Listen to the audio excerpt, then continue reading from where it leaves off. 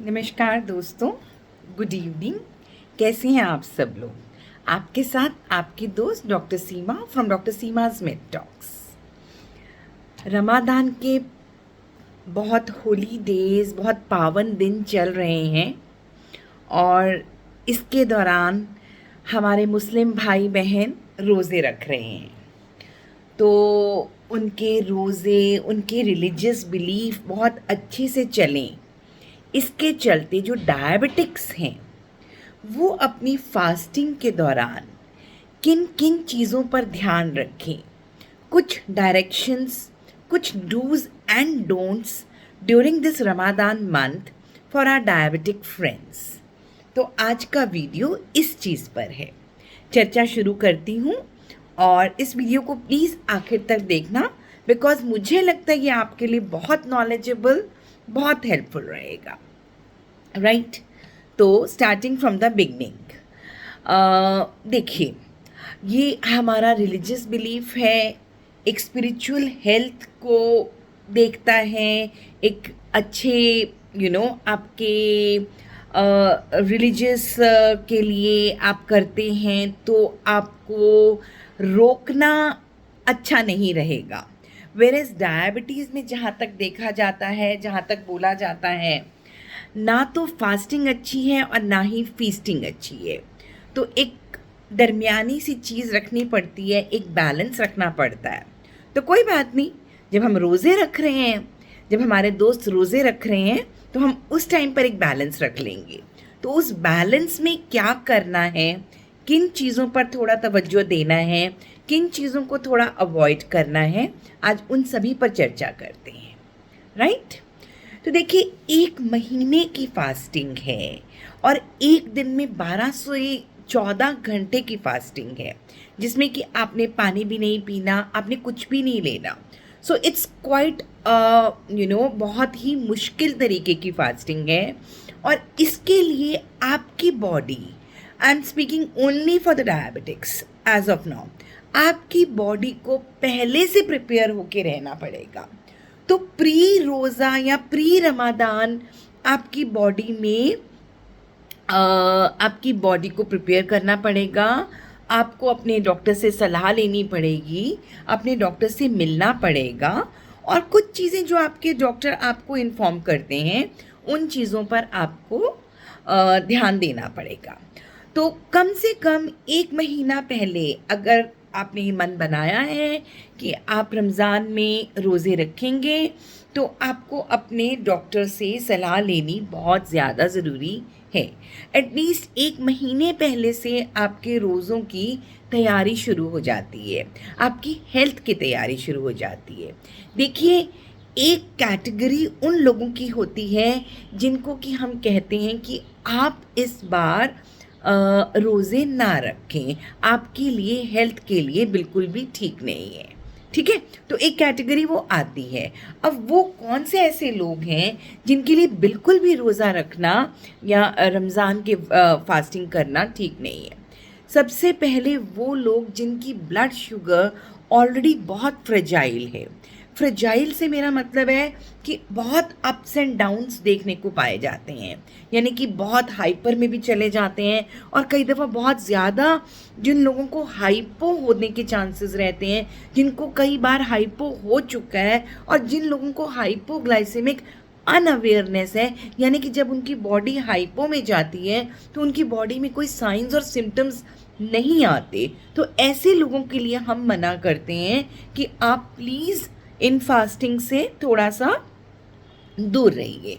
ठीक है, तो क्योंकि हाइपो के दौरान मरीज़ के अंदर कुछ साइंस एंड सिम्टम्स आने लगते हैं, बहुत घबराहट होने लगती है, पसीना आने लगता है, चक्कर आने लगता है, डिजीनेस, घबराहट, स्वेटिंग, पर्सपीरेशन, बहुत तेज़ भूख लगना। सो बहुत सारी चीज़ें होती हैं। बट ऐसी भी एक कैटेगरी लोगों की होती है जिनको कि हम कहते हैं हाइपोग्लाइसेमिक अनअवेयरनेस, जिनको नहीं पता चलता कि उनको हाइपोग्लाइसीमिया हो रहा है। और अगर किसी को एक बार हाइपोग्लाइसीमिया का एपिसोड आ चुका है, उसको बार बार आने के चांसेस ज़्यादा हो जाते हैं और धीरे धीरे करके उनको वो एपिसोड्स में अनअवेयरनेस हो जाती है, यानी कि वो they can not even recognise the science and symptoms. तो इस तरीके के लोगों को हम थोड़ी सी मनाही करते हैं। एक मनाही हम करते हैं कि जिनका फ्रिजाइल ब्लड शुगर लेवल्स है, ब्लड शुगर लेवल्स बहुत अच्छे वेल मेंटेन्ड हैं ही नहीं आपके, तो आपको फिर फास्टिंग से थोड़ा सा दूर रहना पड़ेगा। फिर तीसरे नंबर पे वो लोग आते हैं जिनको 3 महीने के अंदर कोई डायबिटीज़ से रिलेटेड कॉम्प्लिकेशन के शिकार हुए हो, जैसे कि डायबिटिक कीटोएसिडोसिस हुआ हो या इस तरीके के किसी भी कॉम्प्लिकेशन से वो गुजरे हैं और अभी जस्ट 2-3 महीने पहले ही वो गुजरे हैं। तो ऐसे लोगों को हम इस समय आप उनको मना करते हैं कि आप प्लीज़ इस बार के रोज़ों में आप फास्टिंग ना कीजिए। फिर प्रेग्नेंट वुमेन को भगवान भी मना करते हैं, यानी कि अगर वो नहीं रखेंगे तो उनको कोई परेशानी रिलीजियसली नहीं होती। तो प्रेग्नेंट वुमेन को भी रोज़े रखने is not considered very safe and very healthy, तो उनके लिए भी है। और अगर किसी को कोई कार्डियक डिजीज़ है या किसी को कोई किडनी डिसऑर्डर है तो उनको भी रोज़े रखने के लिए मनाही की जाती है। और किडनी डिसऑर्डर जैसे कि अगर आपका क्रिएटिनिन लेवल 2 या 2 से ज़्यादा है तो आपको मनाही की जाती है, या आपका अगर ग्लोमेरुलर फिल्ट्रेशन रेट EGFR आपका 45 या 45 से नीचे है तो आपको मनाही की जाती है कि आप प्लीज़ अपने रोज़े एब्सटेन कीजिए, आप फास्ट ना कीजिए, है ना। या किसी को किडनी स्टोन्स हैं तो उनको भी थोड़ी सी आप रोक लगाते हैं, या कोई पेशेंट ऑलरेडी डायलिसिस पर है तो उनको भी हम थोड़ी सी रोक लगाते हैं, या कोई बहुत वीक है या कोई मेंटली अनस्टेबल है तो इस तरीके के लोगों को हम थोड़ी सी रोक लगाते हैं कि आप फास्टिंग ना कीजिए, रोज़े ना रखिए। तो ये एक कैटेगरी हो गई, एक रिस्क क्वांटिफिकेशन हमने कर ली कि ये वो लोग हैं जो रिस्की हैं, जिनको कि रोज़े नहीं रखने चाहिए, ठीक है, जिनको कि कुछ परेशानी आ सकती है। And the most important is type 1 diabetes, ठीक है। टाइप 1 डायबिटिक्स जो होते हैं they are mostly the teenagers, तो उनके लिए बहुत रिकमेंडेड नहीं है कि वो रोज़े रखें, क्योंकि मोस्ट ऑफ द टाइम उनको इंसुलिन पर रहना पड़ता है और उनके लिए थोड़ी परेशानी ज़्यादा हो सकती है। तो इसलिए टाइप 1 डायबिटिक्स को डॉक्टर्स की सलाह लेकर ही रखने चाहिए, फास्टिंग करनी चाहिए। एंड अगर उनके डॉक्टर मना करते हैं तो I think they should have a heart to heart conversation with each other, with their families, है ना। तो ये चीज़ें होनी चाहिए। टाइप 2 डायबिटिक्स में कुछ डूज एंड डोंट्स के साथ आप रोज़े रख सकते हैं, ठीक है। तो अब क्या डूज एंड डोंट्स होने चाहिए, ठीक है। आपको मैंने बोला कि 1 महीना पहले से आप अपने डॉक्टर के संपर्क में आ जाइए। आप थोड़ी सी अपने ब्लड शुगर लेवल्स को मेंटेन रखिए ताकि आपकी blood sugar time in range रहे। आपकी 70% दिन का 70% जो समय है आपकी blood sugar levels time in range रहें, ताकि अगर 1 महीना टाइम इन रेंज रहती ताकि रोज़ों के दौरान अगर कुछ थोड़ा बहुत भी फ्लक्चुएशन होती है तो आपकी बॉडी पर बहुत बैड इफ़ेक्ट ना पड़े, है ना। हमको सिर्फ ये आपके रिलीजियस बिलीफ के साथ आपकी हेल्थ का ध्यान रखना बहुत ज़्यादा ज़रूरी है। तो आपके शुगर लेवल्स वेल मेंटेन रहने चाहिए।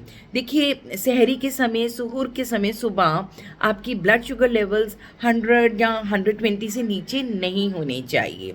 उसके अलावा पूरे दिन में आपकी ब्लड शुगर लेवल्स 120 to 140 इस रेंज में रहने चाहिए।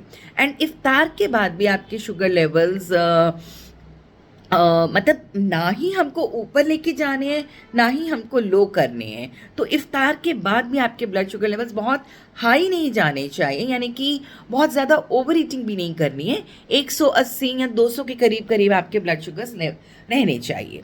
कहीं अगर आपको दिखता है कि आपके शुगर लेवल्स 300 या 300 से ऊपर चले गए या 70 या 70 से नीचे चले गए तो वो समय है कि जब आपको शायद से अपना फास्ट ब्रेक करना पड़ सकता है, बिकॉज ये एक इमरजेंसी की सिचुएशन दोनों सूरतों में आ सकती है। या तो आप सिवियरली हाइपरग्लाइसीमिया में जा रहे हैं या आप हाइपोग्लाइसीमिया में जा रहे हैं, which can be deadly also. Hypoglycaemia ये क्षमता रखती है कि आपके हार्ट को क्षति पहुंचा दे, आपको हार्ट अटैक ना हो जाए। हाइपरग्लाइसीमिया भी ये इसी तरीके की क्षमता रखती है, क्योंकि जब आप बहुत हाइपरग्लाइसीमिक हैं, आपके शुगर लेवल्स बहुत ज़्यादा हाई हैं, तो आपकी यूरिन आउटपुट बहुत ज़्यादा हो जाती है, कहीं ना कहीं आपको डिहाइड्रेट कर देती है, आपके ब्लड को बहुत गाढ़ा कर देती है, जिससे कि क्लॉटिंग और थ्रोम्बस होने के चांसेस बढ़ जाते हैं, जिसके चलते आपको कोई भी परेशानी आ सकती है। अगर वो क्लॉट टूट के आपके हार्ट में आ जाए तो आपके हार्ट में ब्लॉकेज हो सकती है, हार्ट अटैक आ सकता है, स्ट्रोक हो सकता है। इसी तरीके से हाइपो में भी अगर आपके शुगर लेवल्स बहुत कम हैं तब भी आपको परेशानी बहुत ज़्यादा हो सकती है। तो इन चीज़ों पर बहुत ध्यान रखना है। किन चीज़ों पर ध्यान रखना है? एक तो आपको अपनी ब्लड शुगर को मॉनिटर करते रहना है, खासकर टाइप 1 डायबिटिक्स अगर रोज़े रख रहे हैं तो उनको स्ट्रिक्टली अपनी ब्लड शुगर लेवल्स को मॉनिटर करना है। इवन टाइप 2 को भी अपने ब्लड शुगर लेवल्स मॉनिटर करने हैं। मैंने रेंज थोड़ी सी आपको अप्रॉक्सीमेट बता दी है। अब आपको ब्लड शुगर लेवल्स किस किस टाइम पे, देखिए कोशिश करके 6 या 7 समय दिन में आपको अपनी शुगर लेवल्स चेक करने हैं। और आपको शुगर लेवल चेक करने से कोई आपके फास्ट में कोई परेशानी नहीं आएगी। आप you are not putting anything inside, आप बल्कि ब्लड विड्रॉ ही कर रहे हैं, तो आपके रोज़ों में कोई परेशानी नहीं आएगी। तो इस तरीके का मन से डर भी आप निकाल सकते हैं, ठीक है। तो अब आपने कब कब चेक करनी है? जब आप सुबह उठते हैं तो आपको फास्टिंग के समय पर अपनी ब्लड शुगर लेवल चेक करनी है। सहरी के 2 घंटे के बाद अपनी ब्लड शुगर लेवल चेक करनी है। 12 बजे के अराउंड अपनी ब्लड शुगर लेवल चेक करनी है। शाम को 4 बजे के अराउंड अपनी ब्लड शुगर लेवल चेक करनी है। इफ्तार से पहले अपनी ब्लड शुगर लेवल चेक करनी है। इफ्तार के 2 घंटे बाद अपनी ब्लड शुगर लेवल चेक करनी है। और कभी कभी अगर पॉसिबल है तो रात में 3 या 4 बजे भी अपनी ब्लड शुगर लेवल चेक करनी है, राइट। तो ये कुछ ऐसे टाइमिंग्स हैं, 6-7 बार दिन में आपको अपनी ब्लड शुगर लेवल्स चेक करनी है। अब आते हैं बात कि आप किस तरीके से अपनी डाइट को, बैलेंस डाइट लेकर अपनी ब्लड शुगर स्पाइक्स को रोक सकते हैं and maximum time glycaemic variability ना हो और आपकी sugar levels within range रहें। ये किस तरीके से आप कर सकते हैं? That all depends upon your diet and your diet has to be very much balanced. आपको थोड़ा सा बैलेंस करके जो बाकी लोग हैं उनके कंपैरिजन में अपनी डाइट पर थोड़ा कंट्रोल, थोड़ी माइंडफुल ईटिंग करके खुद को you can navigate through this religious phase smoothly, है ना, ताकि कोई कॉम्प्लिकेशन ना आपको हो सके। तो कॉम्प्लिकेशंस के बिना अगर आप नेविगेट कर जाते हैं तो इससे बढ़कर कोई भी बात नहीं होती है। देखिए, अगर 1 या 2 दिन की बात हो तो फिर भी हम थोड़ी सी लापरवाही सोच सकते हैं, पर 1 महीने की बात है और हर दिन 12 से 14 घंटे आप भूखे प्यासे हैं तो आपको बहुत ज़्यादा ध्यान रखना ज़रूरी है। पहली बहुत इंपॉर्टेंट चीज़ है, कीप योरसेल्फ वेल हाइड्रेटेड। काफ़ी ज़्यादा फ्लूइड्स का उपयोग कीजिए सहरी के समय और इफ्तार के समय, ताकि आपकी बॉडी में बिल्कुल भी डिहाइड्रेशन ना हो। डिहाइड्रेशन अगर होगी तो ब्लड में क्लॉटिंग होने के चांसेस और ज़्यादा हो जाते हैं और थ्रोम्बस बनने के बाद या क्लॉटिंग होने के बाद उसकी अलग ही कॉम्प्लिकेशंस हो सकती हैं और आपकी बॉडी डायबिटिक कीटो एसिडोसिस में भी जा सकती है। तो वो सारी कॉम्प्लिकेशंस हमको नहीं होने देनी। तो सबसे पहली बात है, डिहाइड्रेट नहीं होने देना, अपने आप को अच्छे से वेल हाइड्रेटेड रखना है। सहरी के समय उठकर आपको अपना खाना ज़रूर खाना है। ये भी नहीं कि उठना मुश्किल हो जाएगा तो थोड़ा जल्दी ही आपने खा लिया, बिकॉज़ ऑलरेडी जो आपका फास्टिंग का समय है वो बहुत लंबा है सहरी और इफ्तार के बीच का। तो हमें नहीं उस समय को और लंबा करना, उसको ब्रेक नहीं करना। आप उठिए, थोड़ा सा कैफीन एंड कैफिनेटेड ड्रिंक्स को कम लीजिए। आप चाहें तो half a cup of T ले सकते हैं अगर आपकी सुबह लेने की आदत है, that will not harm you that much. लेकिन थोड़ा उस समय पर सुबह उठ के आप पानी ज़्यादा पीजिए।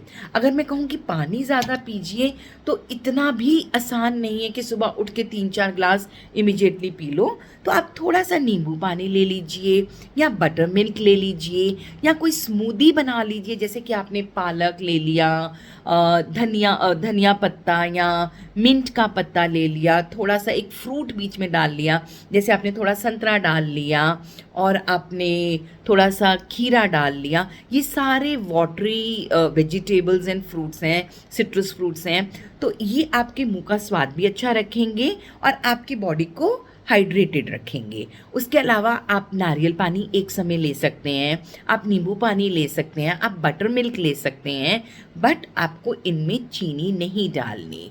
सबसे बड़ा जो रामबाण है, सबसे बड़ा जो मेजर थिंग है वो ये है कि आपको अपने कार्बोहाइड्रेट्स के लेवल कम रखने हैं। आपकी जो थाली सजती है ना, उसमें 40 से 50% आप कार्बोहाइड्रेट लीजिए, 30 से 35% आप फैट्स लीजिए और 25 से 30% आप प्रोटीन्स लीजिए।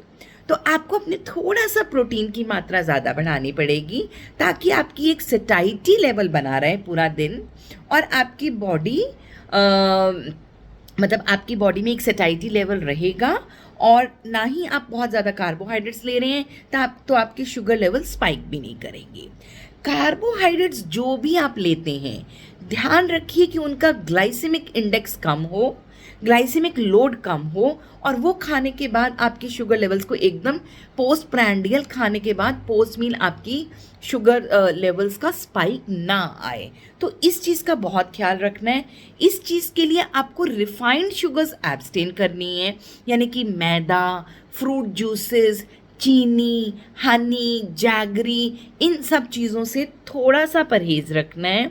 आप रोटी ले सकते हैं, आप मल्टीग्रेन की रोटी ले लीजिए, उसको थोड़ा फिल कर लीजिए। आप उसको पालक, मेथी, गोभी, किसी भी सब्ज़ी के साथ, मूली, किसी की भी सब्ज़ी के साथ फिल कर सकते हैं।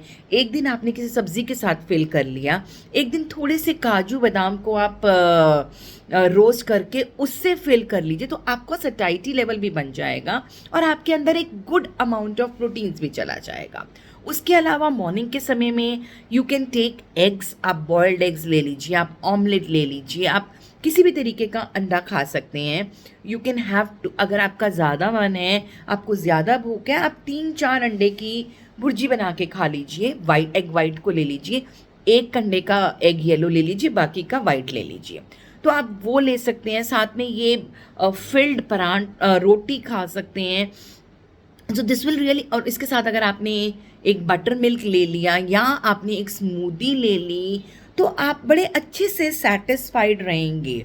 यू विल नॉट, अच्छा आपको मैंने क्यों कैफिनेटेड ड्रिंक्स मना किया, because that will dehydrate, that will minus your fluid level. So better है कि आप मत लीजिए, पर अगर आपको बहुत ही ज़्यादा आदत है सुबह लेने की, just take half a cup of tea and that would suffice. या आप आधा कप गर्म पानी भी ले लेंगे ना, I am sure that would also suffice. तो इस तरीके से आप अलग अलग चीज़ें सुबह से हरी के समय ले सकते हैं। किसी दिन बटर मिल्क ले लिया, किसी दिन आपने स्मूदी बना ली, किसी दिन आपने कोकोनट वाटर ले लिया, बहुत सारे फ्रूट्स और वेजीज ले लिए, कभी आपने पनीर या टोफू उसके अंदर बहुत सारी वेजीज डाल के ले लिया, है ना। If you want you can even take multigrain bread आप ले सकते हैं। आप इस तरीके की चीज़ें you can very well take, है ना। और इसी तरीके से शाम में इफ्तारी के समय जब आप अपना फास्ट खोलते हैं तो एक ग्लास बटर मिल्क का ले लिया और साथ में 2 डेट्स ले लिए, है ना। आपकी एक पैलेटेबिलिटी भी रहती है, आपको एक व्रत को खोलते समय अच्छा भी लगता है। उसमें आपने एक कोशिश करनी है कि जो आपने शाम में इफ्तारी के समय फास्ट खोलना है उस खाने को 3 पार्ट में डिवाइड कीजिए। पहले जब खोलते हैं तो 25% वो खाना खाइए, बीच में जो मेजर मील है वो 50% हो जाएगा और उसके बाद 25%। तो ऐसा भी नहीं कि सीधा उठते ही आपने 2 केले खा लिए या बहुत सारी खीर और ये सब खा लिया, तो आपने बहुत ज़्यादा कार्बोहाइड्रेट ले लेंगे तो ओवर ईटिंग हो जाएगी और आपकी ब्लड शुगर लेवल्स बहुत स्पाइक पर चले जाएंगी। तो ये भी हमको नहीं होने देना। आपको कुछ इस तरीके से लेना है, आपने व्रत खोला, उस समय आपने कोई you have taken some kind of a drink और उसके साथ आपने 2 डेट्स ले लिए, एक दिन 2 डेट्स ले लिए, एक दिन एक एप्पल ले लिया, एक दिन पूरी मूंगफली या कुछ इस तरीके की चीज़ ले ली और साथ में कोई एक शेक बना लिया आपने, जैसे आपने एप्पल का शेक बना लिया and you are not putting any added sugars in it, है ना। इस तरीके से आपने कुछ ऐसा ले लिया which will give you that kind of satisfaction. उसके बाद फैमिली के साथ बैठ के आपने अपना पूरा एक मेजर मील ले लिया।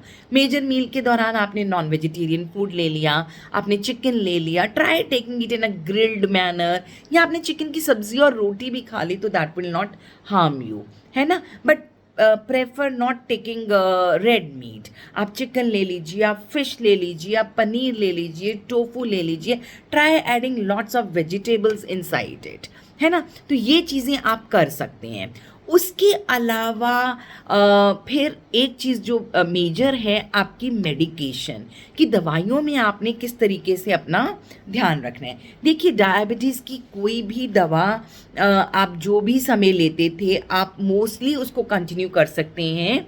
सिर्फ ये रखना है ध्यान कि अगर कोई दवा आप सुबह के टाइम लेते थे तो आप उसको उसकी डोज को हाफ कर दीजिए और शाम वाली डोज को फुल ले लीजिए। जो डर वाली चीज़ है that is only with insulins and with sulfonyl urea. Sulfonyl urea जो ग्लिमेप्राइड है या ग्लिक्लाजाइड वाली चीज़ें हैं उनमें थोड़ा डर है क्योंकि वो लेने से आपके शुगर लेवल्स फॉल हो सकते हैं।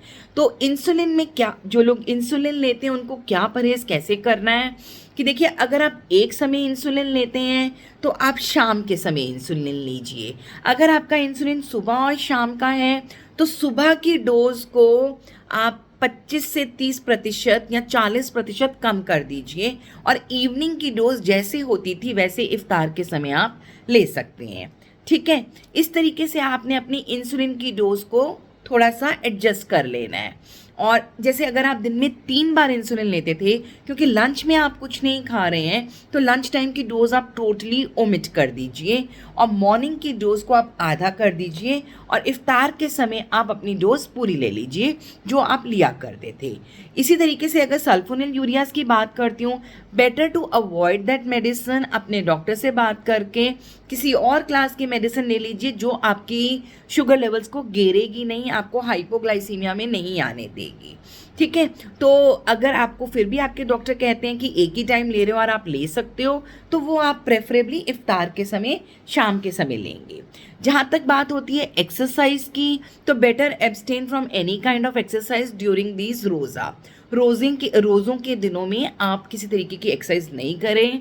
अगर आपको थोड़ी हल्की फुल्की करने की इच्छा होती है, आप वॉक करना चाहते हैं कुछ हैं, तो इफ्तार के समय यानी कि अपना खाना खाने के या अपना फास्ट खोलने के बाद आप थोड़ा सा हल्की फुल्की एक्सरसाइज कर सकते हैं। देखिए इसके 3-4 चीज़ें ही हैं। एक तो माइंडफुल ईटिंग, आपको सोच समझ के खाना है कि क्या खा रहे हैं। थोड़ी सी जैसे कैलोरीज काउंट करते थे थोड़ा सा सोच समझ के। कार्बोहाइड्रेट्स में रिफाइंड शुगर्स ना लेके कॉम्प्लेक्स कार्बोहाइड्रेट्स ले लीजिए। आप ओट मील ले सकते हैं, आप दलिया ले सकते हैं, उसमें बहुत सारी वेजिटेबल्स डाल सकते हैं तो आपकी एक वैरायटी बन जाती है। आप उसमें नॉन वेजिटेरियन भी डाल सकते हैं, आप चिकन डाल लीजिए, आप फिश डाल लीजिए। You can have a big amount of it so that आपको एक सेटिस्फैक्शन भी हो जाए कि आपने अपना खाना खाया है और आपका पेट भी पूरी तरीके से भर जाए, बिकॉज पेट भरना भी ज़रूरी है। और आपको बस अपने आप को वेल हाइड्रेटेड रखना है।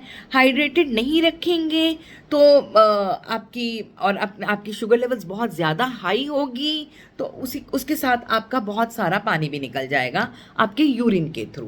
तो फिर आपके लिए अगले दिन आप डिहाइड्रेटेड रहेंगे, आपका ब्लड गाढ़ा होगा और कोई ना कोई कॉम्प्लिकेशन आने के चांसेस रहते हैं। तो हमको ग्लाइसेमिक वेरिएबिलिटी नहीं होनी देनी।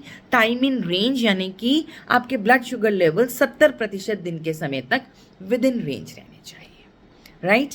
वीडियो बहुत लंबा हो गया है, मैं यहीं पर आपसे थैंक्स करती हूँ, विदा लेती हूँ और कल फिर बात करेंगे। आपकी दोस्त डॉक्टर सीमा आपके साथ। Thanks a lot friends, have a wonderful day ahead and happy Ramadan to all friends.